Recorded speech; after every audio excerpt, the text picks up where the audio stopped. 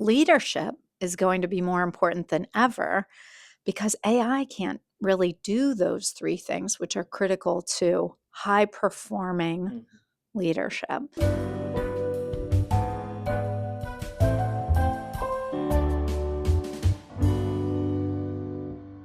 I loved Review Club on Friday. Me too. So many good articles. Mhm. One of the articles that we read was about how McKinsey is really trying to adapt to the future with its workforce, with AI. And one of the best things that came out of Review Club, in my opinion, was the head of McKinsey was talking about what AI isn't very good at. And I thought, okay, let's talk about that. What they aren't very good at, what AI isn't very good at. So, one thing is it's not very good at aspiration, Mhm. which of course is the role of a leader, Right. is to set how far are we stretching here? Mhm. It's not very good at judgment, Mhm. which of course is one of the three drivers of trust, which is incredibly important for leadership.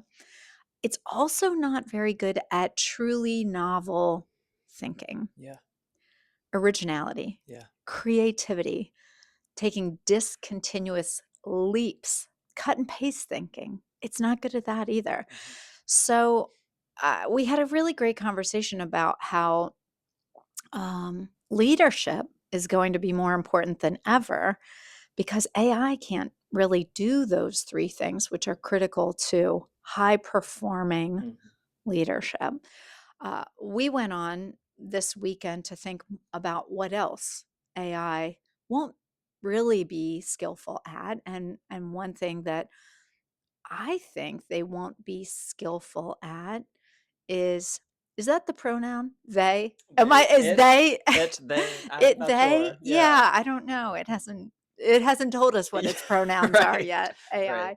Um, let's talk about Claude. We can talk about Sure. Claude at least. Yeah. Claude. It, they, um, culture shaping, Mhm. truly creating a culture in an organization. AI, I don't think can do that. It might be able to help Yeah. if we're smart about how we use it. And I'm not sure it can create community. No. So we have a tidy list of at least 5 things that I don't think AI is going to be very skillful at. I don't know. What would you add to that list? So I think one thing that I would add to that list that AI can't do is read a room, Yeah. at least yet. Yeah. In its current form, AI can't determine the subtext maybe Hmm. behind certain language or certain communications. Hmm.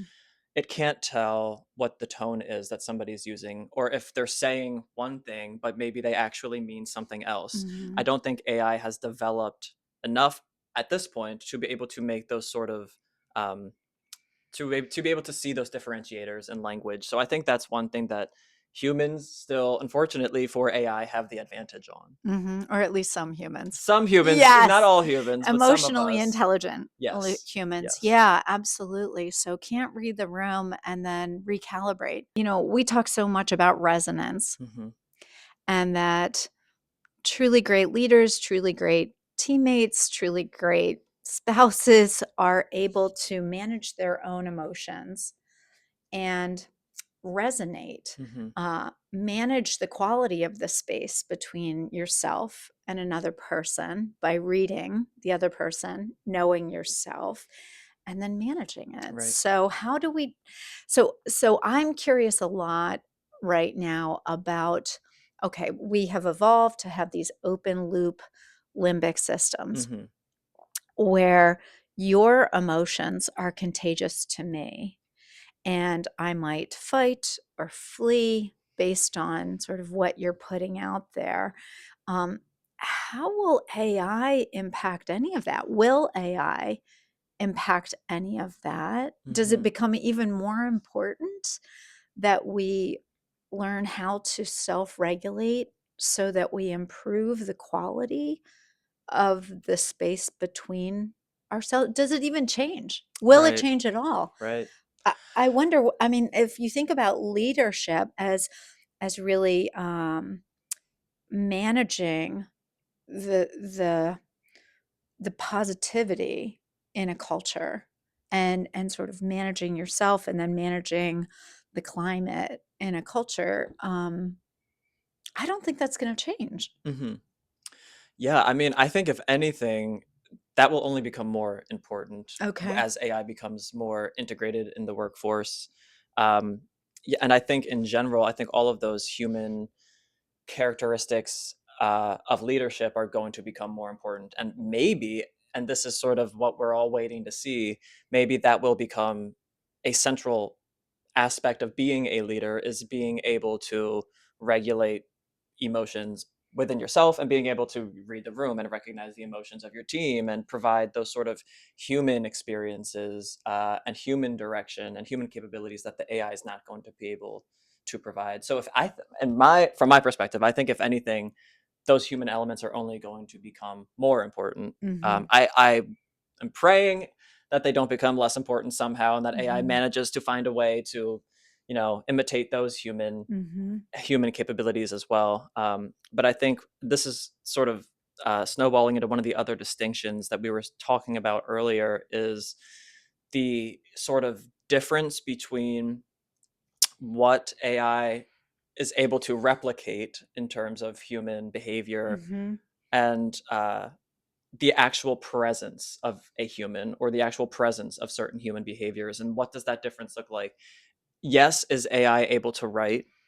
Yes, AI is able to provide advice on certain things, but no, AI is not able to um, hold space, for example. AI Mhm. is never going to be physically in the room with you during uncomfortable moments. It's behind the screen. It is going to give you good advice that may be applicable to your life, Mhm. but it isn't going to actually care about you or what you're going through. It is just going to use the information that it's finding and the information that you are providing it to provide in its mind, if you will, what it thinks the best answer is. Mhm. It's not actually providing an emotional response or an emotion based response or any sort of empathy really for that matter because it's a learned language model. It's a computer. It's not an actual human being. So I think Mhm.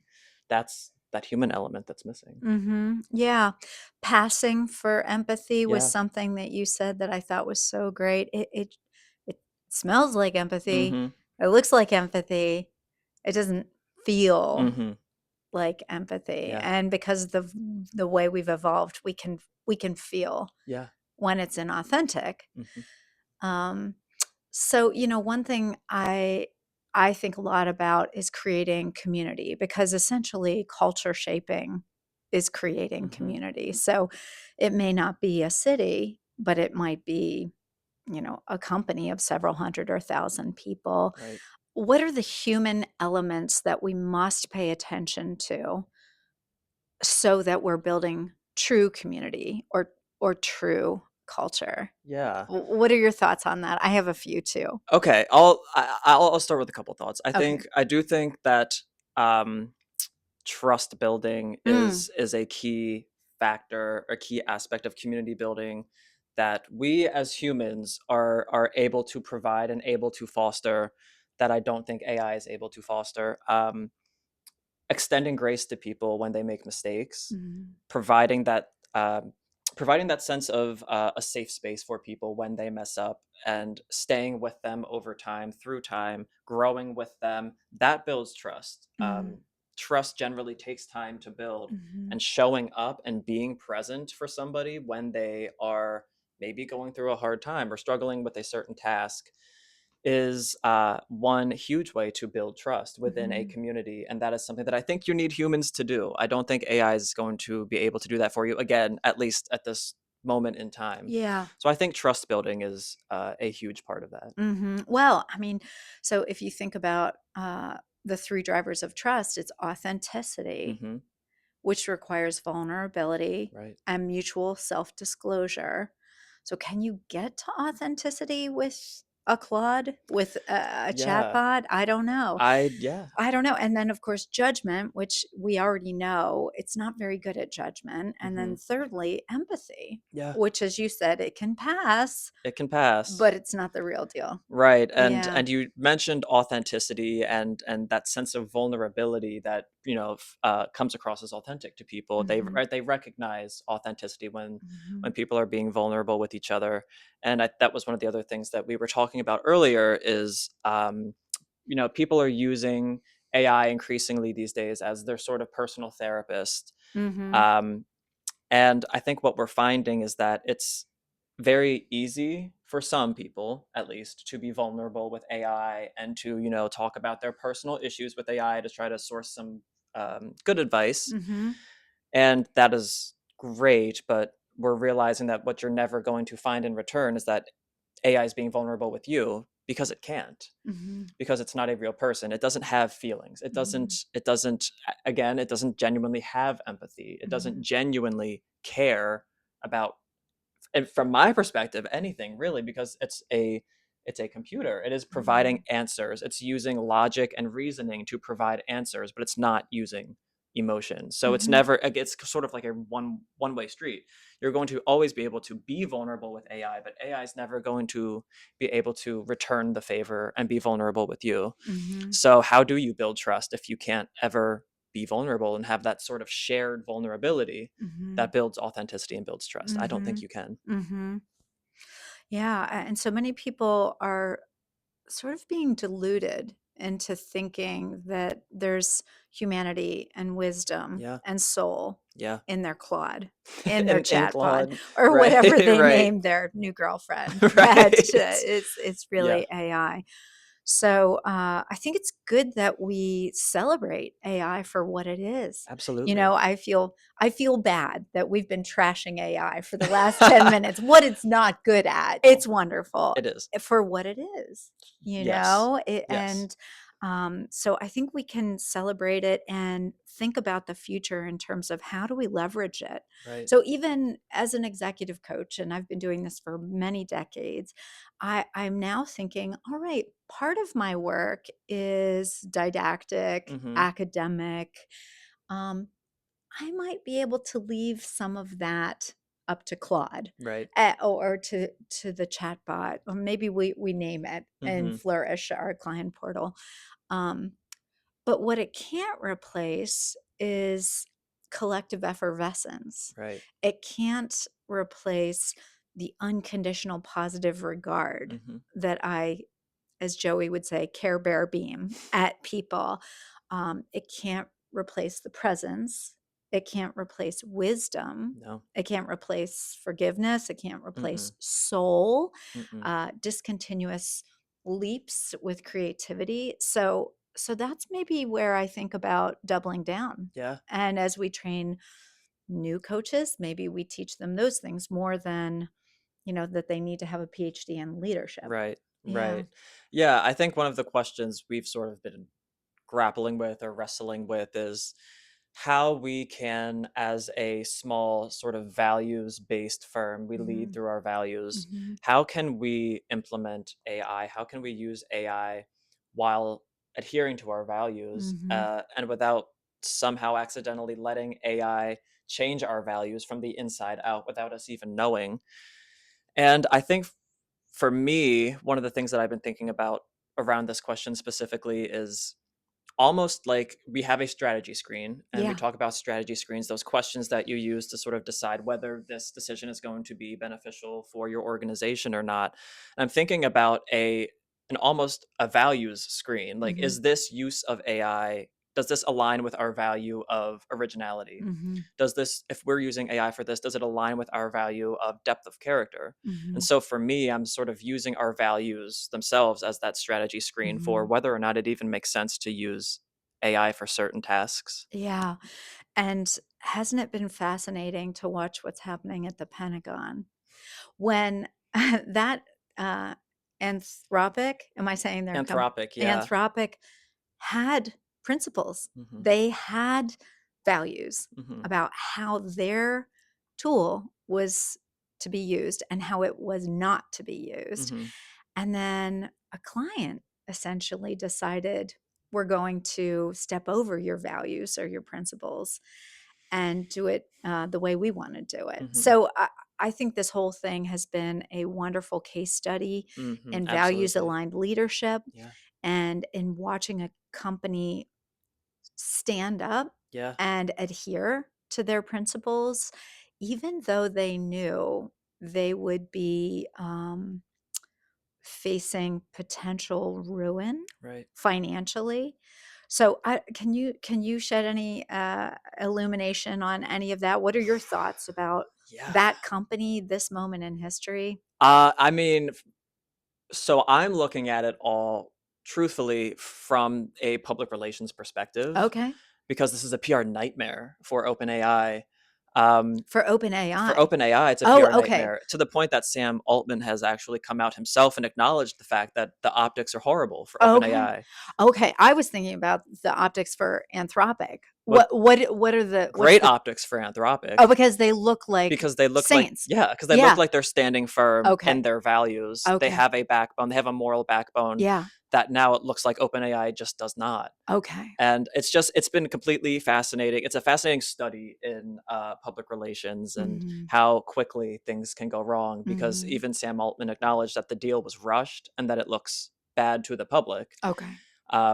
So and again, it's been great for Anthropic's PR. It's been great for their image. They've now built themselves up as this values aligned um, AI AI company in an industry where so many people are questioning the ethics and the morality of the industry at large. Yeah. So for them to emerge out of this whole thing as sort of the leading ethical figure in Mhm. AI is just You couldn't incredible for pay for them. You that. couldn't pay for that. You Yeah, couldn't pay for that. absolutely not. Okay.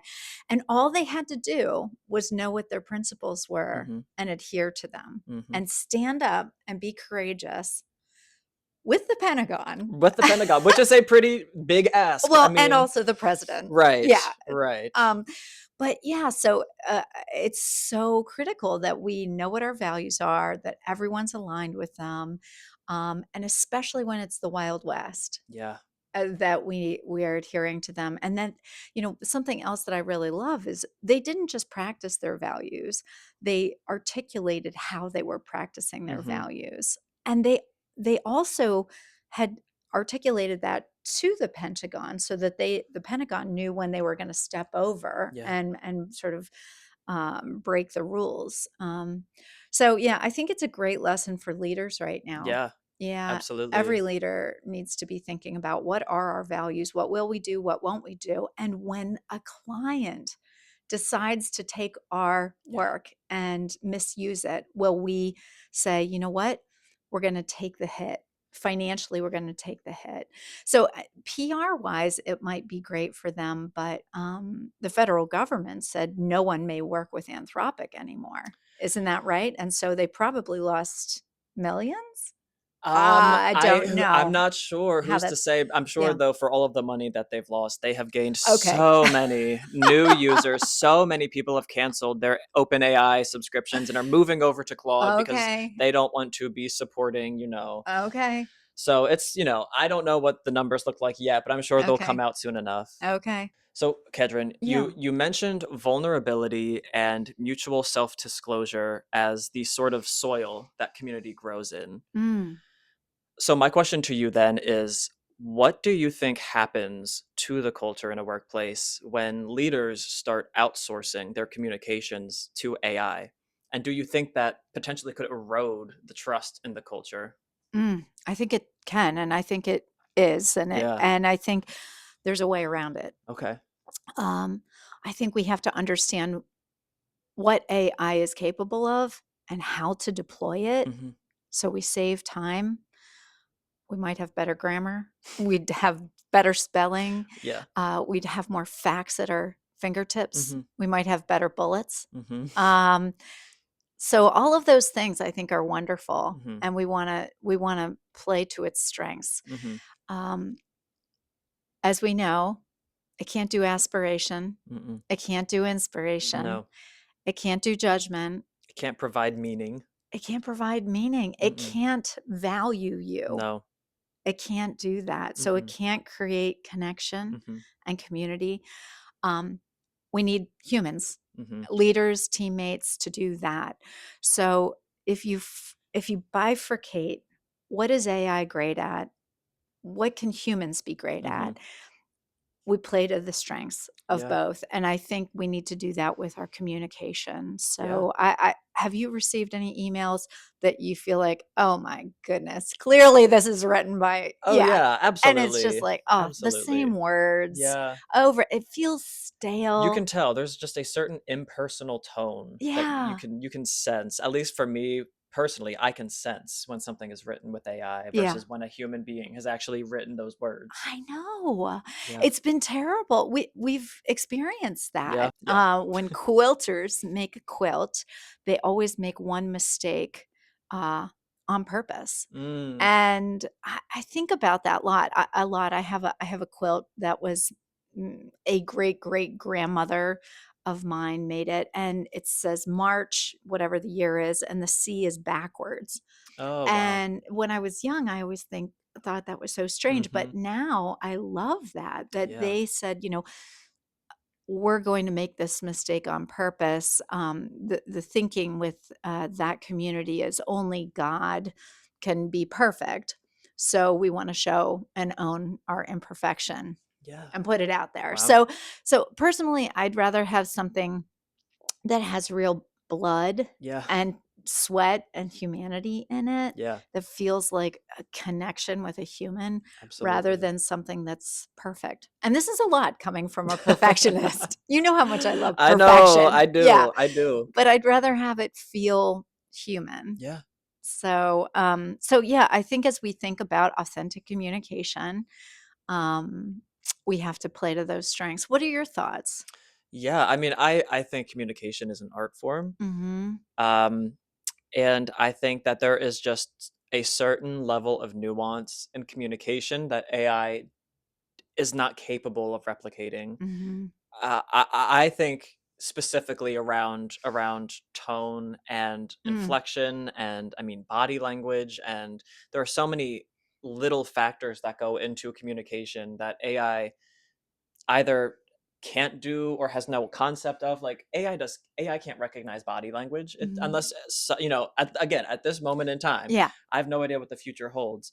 But I think there's just such a nuance, especially to face in-person human communication. There are Mhm. so many little cues and little nonverbal signs that AI is never going to be able to see. It's going to miss, and then that's Mhm. going to impact the conversation. I mean, those little cues are so important. Mhm. Somebody rolling their eyes, somebody, Mhm. taking a heavy sigh when you say something. Like, there are Mhm. certain cues Yeah. that you recognize in person and that you Mhm. know how to respond to, or you know how to deal with, that Mhm. AI just doesn't. So I Mhm. think when you even thinking about like internal communication channels or emails you're sending to clients, when if you're emailing a client, and they start to recognize that your emails are written by AI, I can't help but fear that, are people going to start questioning, all of our communications and wondering what's written by a human, what's not? Am I actually talking to anybody when I,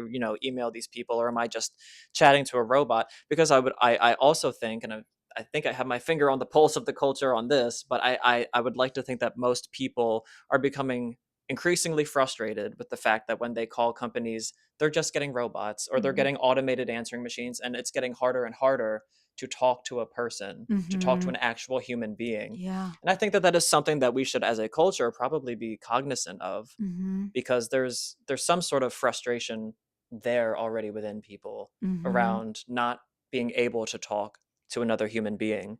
So if we continue to erode that in other aspects of life, even if it's at work, I think the problem is only going to be exacerbated. Mhm. And sometimes you'll talk to another human being, but they're looking at a screen that has a decision tree on it. So if the client says this, do this. If the Mhm. client says this, and so the judgment, the connection is eroding Wow. as well. Don't you think? Yeah. I feel like that happens Yeah. to me. So, there's one other thing I wanted to talk about. At Work Wisdom, we believe that growth comes from struggle and that the growth is in the struggle. And so my greatest concern with sort of expediting our learning, our writing, our thinking is, well, are we not growing then? Hmm. You know, uh, if in fact my thinking is honed and my skillfulness grows because I've wrestled this idea to the ground, Hmm. um, and all that goes away because I can just ask AI to create a blog post for me. I feel like we're missing Yeah. a whole an opportunity to improve our thinking and our judgment and our aspiration and our inspiration and our novel thinking. Yeah. So I love the speed of so much that AI gives us, but my greatest fear is that we're not honing the kind of skills that we need Yeah. to so that we can be courageous leaders. Yeah, Yeah. absolutely. I mean, I think those are all metaphorically muscles that need to be Mhm. continuously exercised and Mhm. trained.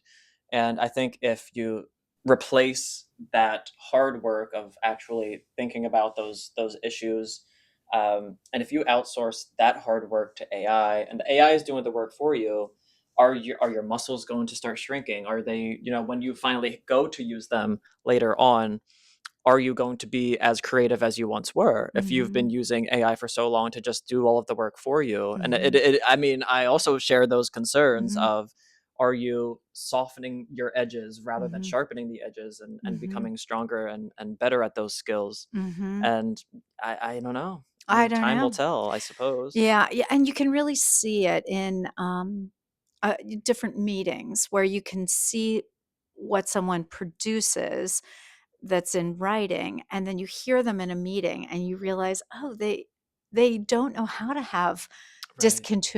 discontinuous leaps of thinking," Right. or, um their verbal skills aren't nearly as honed Yeah. as their writing skills, Yeah. and then you're like, "Oh, well, those aren't their writing Right. skills." Right. Yeah. I'm seeing it, when you're in board meetings, Hmm. so I think that we're always looking for habits at Work Wisdom Hmm. to make sure that we stay at the top of our game, and usually struggle is part of that so that we are developing those muscles. Um, I'm really excited about our new Substack. Hmm. Mostly, I don't care if anybody ever reads it. I know that it would be nice, and Dylan would like someone to Yes. read it. But Yes. mostly what I'm excited about is that it can lean into our value of originality. Hmm. And so the way that we're doing it, I'm hoping has us not using AI. Hmm. So we're trying to do exquisite corpse writing where we collaborate on a piece. And so there's no byline. Um, and no one's using AI. Yeah. And so this is truly original work. Yeah. And I bet it'll be the only Substack in the world that is devoid of AI. Hope I mean, maybe that would be great. It would be It interesting. would be. It would Yeah. be interesting. I wonder how it will improve us. Yeah. Um, and it might not be as well written as something that is using AI. Maybe not. Maybe not, but it will be original and it Yeah. will be creative. I'm very excited about our Substack and Yeah. our future articles that we're all gonna be writing together. Yeah, but I think that the world should expect that there will be fewer of them because we're Mhm. not using AI. Yeah. Yeah. It's quality, not quantity. Exactly. And so anytime, we're taking the long road, it's slow cooking, Yeah. right? I Yeah. mean, it's gonna be fewer. And I think that originality is going to be a differentiator for the Substack. I think the articles are just going to have a unique sense of personality. I Mhm. think they're really going to reflect the Work Wisdom team at large, but Mhm. everybody's sharing their perspective. When we all have a seat at the table and we're all making sure that our voice is part of the conversation, I Mhm. think that itself is going to be a huge differentiator for Mhm. those articles. And they're going to Mhm. stand out because there's no AI and they're completely original thinking Mhm. by a group of people.